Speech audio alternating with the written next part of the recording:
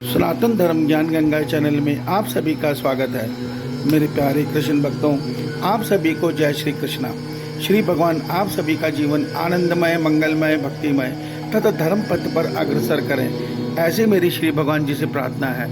मेरे प्यारे कृष्ण भक्तों, सनातन धर्म ज्ञान गंगा चैनल में आज हम श्रीमद् भगवद गीता के ज्ञान से और वेदों के विज्ञान बताए विज्ञान में से यह चर्चा करते हैं कि ईश्वर की माया संसार के प्राणी मात्र को उसके प्रारब्ध के अनुसार नाच नचा रही है, मगर क्यों नचा रही है और किस लिए नचा रही है और कैसे नचा रही है, हमारी चर्चा का विषय आज यही है। जय श्री कृष्णा।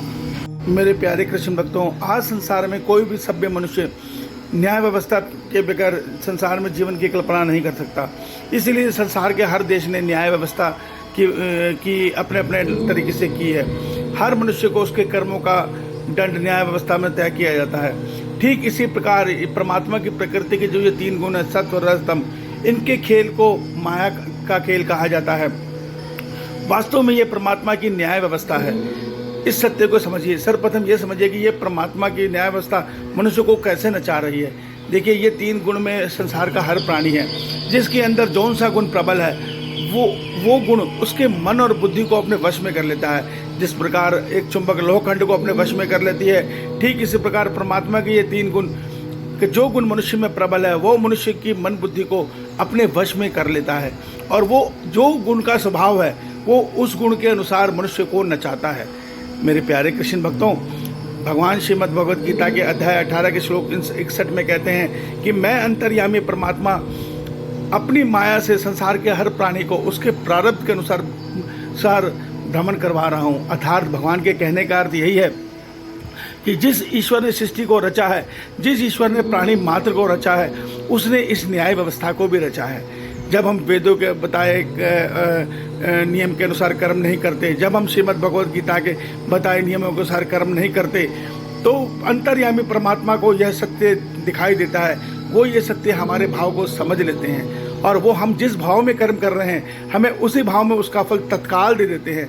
भगवान ये बात हमें श्रीमद् भगवद गीता के अध्याय 18 में बताते भी हैं कि जब मनुष्य फल की इच्छा से कर्म करता है तो उसके हर कर्म का फल उसको राजस गुण में मिलता है। राजस गुण में मिला हुआ फल मनुष्य के अंदर लोभ और स्वार्थ को बढ़ाता है। तो जब लोभ और स्वार्थ मनुष्य में बढ़ता चला जाता है हर कर्म के द्वारा, तो ये बढ़ता हुआ लोभ और स्वार्थ एक जन्म में मनुष्य से गलत कर्म करवाता है। शुरू में तो ये राजस गुण मनुष्य को एक सच्चा व्यापारी, एक अच्छा मनुष्य बना के रखता है। मनुष्य की इच्छाएं सीमित होती हैं। वो अच्छा खाना, अच्छा पहनना, अच्छे दोस्तों से मिलना, इसी सब चीज़ों में जीवन जीता है।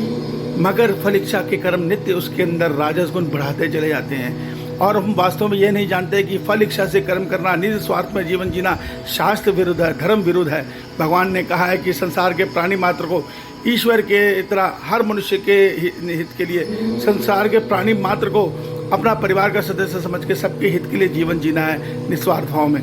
तो जो हम ये गलत कर्म कर रहे हैं, ईश्वर की आज्ञा का उल्लंघन कर रहे हैं, जिसके कारण भगवान ने हमें राजस गुण दिया है, ये बढ़ता हुआ राजस गुण हमें पाप कर्म में ढकेल देता है। और आने वाले जन्मों में ऐसा राजस गुणी मनुष्य एक स्त्री के होते हुए भी अनेक स्त्रियों पर अपना मोह को मोहित करता है। धन होते हुए भी अपने व्यापार में, अपने कर्म में, अपने धन कमाई के व्यापार में बेईमानी करता है, ताकि मुझे और धन की प्राप्ति हो, क्योंकि उसकी जो और पाने की चाह है वो बहुत ज़्यादा बढ़ जाती है।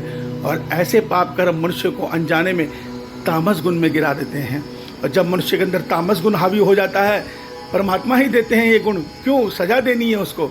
और ये तामस गुण जब मनुष्य की बुद्धि में हावी होते हैं तो सर्वप्रथम उसकी बुद्धि हर ली जाती है। वो ईश्वर को ईश्वर मानना छोड़ देता है। वो पता नहीं किस किस में अपनी आस्था लगा लेता है। वो भक्ति भी करता है तो इसलिए करता है कि मुझे शक्ति प्राप्त हो, उस शक्ति से मैं संसार में राज्य करूँगा।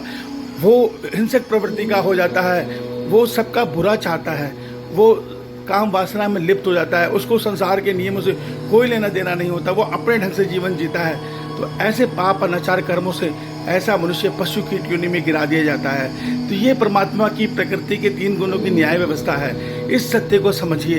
ये बहुत गुण विज्ञान है। इसको हम आने वाले एक संडे के वीडियो में और समझेंगे। ईश्वर आप सभी का कल्याण करे। जय श्री कृष्णा, जय श्री कृष्णा, जय श्री कृष्णा।